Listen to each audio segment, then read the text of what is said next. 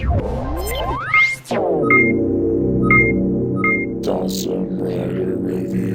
YouTube, Dawson Ryder here with my review of the limited edition T-Rex and Spino Zords. So yes, the repaints continue. I do believe that these are the last two repaints that we know about for Zords that I've covered, I think. There might be something I'm forgetting or something that's announced, but at this moment I think these are the last Zord repaints out. But I'll probably get proven wrong. But you never know. But anyway, we have Rexy, the special Pikachu edition, and the Spino Zords special, I don't know what you're supposed to be edition.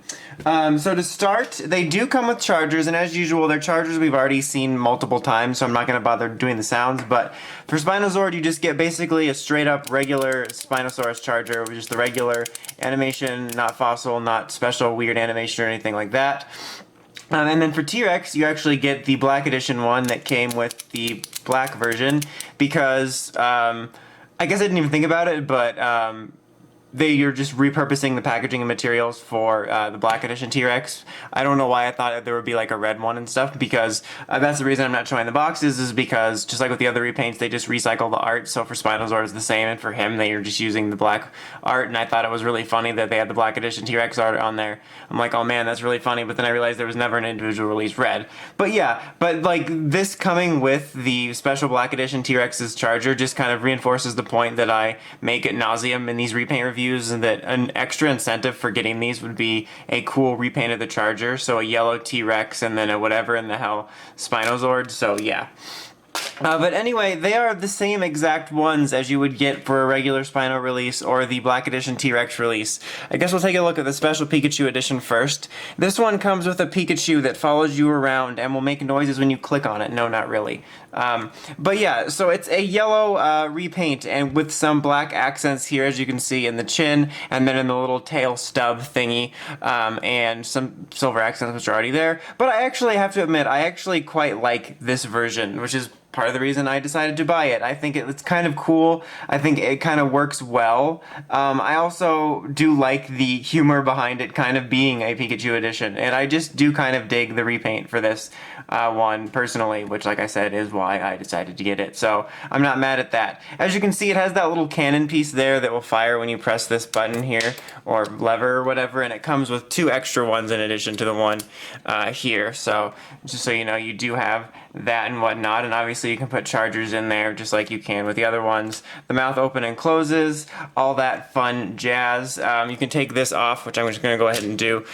Spoiler alert, there's his head, and so you can actually move his head around like you would the other ones if you weren't doing that. Let's set him aside for a second and take a look at this. So this is kind of a weird one because I feel like this is a very standout. Oh yeah, you can also do this thing. Just FYI, which comes from the charger, but anyway, a very sort of standout color. You know, it's yellow, it's bright, it's in your face. And this one is kind of like the Ankylozord repaint. I ended up liking it a little bit more than I thought I was going to, but it's still kind of an odd choice for a repaint. If you know maybe there's some sort of purpose behind this color scheme, let me know. It looks very kind of ugly in a lot of ways. It's kind of like a, I'm no like colorsmith or anything, but it's like a turquoisey, like bluish green, and then you got the really obnoxious orange, which reminds me of some of the Overdrive toys that were like extras that had like a bunch of orange stuff. He also has the little, you know, firing gimmick, which isn't in all the way, that's just why I'm not doing it. But yeah, so you can do that. Also comes with two extras. But anyway, I feel like there's a missed opportunity to do something cooler here. I mean, the part of me that likes those, you know, colors would have liked to seen like a black, silver, black, gold version, but that also would have been kind of close to his navy color. But maybe like a white and black version could have looked really cool, almost the color scheme of the Drago Ranger stuff. Or, I don't know, pink? Like just something that stands out more. Because of the two that released, he's definitely the weaker one. But yeah, so I already showed you can do this. You can also remove it just like normal, and you can move his head around, move his jaw, all that sort of fun stuff. Let's go ahead and transform them. I brought some random little arms from my collection to be, well, the arms. So just like you would transform any other one, and then boom, gives birth to the helmet. Let me fix this up a little bit. There we go. And then this little nubbin here, you can either put on his shoulder or whatever the hell you'd want to do that they showed, or you can just put it on the back, which is what I like to do. I think it was the shoulder thing you could do or whatever. Yeah, it's like up here. Put it as a shoulder cannon, but I just prefer to just stick it on the back, which I think it just like rests there or whatever. It'll probably fall off, but whatever. We don't need anything else other than the helmet. Here's the helmet. So like that's what you get out of the box if you don't happen to have anything else. I went ahead and grabbed the Dino Dinosuchus Zord because I thought it would make for a funny color scheme, like a really kind of obnoxious, kind of like how in the Oviraptor, I knew that was going to happen. The Oviraptor review, I did the Kids' Choice Awards formation. Dang it, there we go. This is like the mac and cheese formation or something. I don't know, like the SpongeBob, like the SpongeBob and Patrick Megazord. I don't know, it fits together in a really obnoxious way that, to be honest, really does make me crave mac and cheese. Like, just being totally honest with you. But yes, there's that. I'll take another look at him in a second. So I'm just setting all this nonsense aside. And alright, let's get him going. Same, he's a remold of T-Rex, so it's the same transformation steps. Birth to the helmet.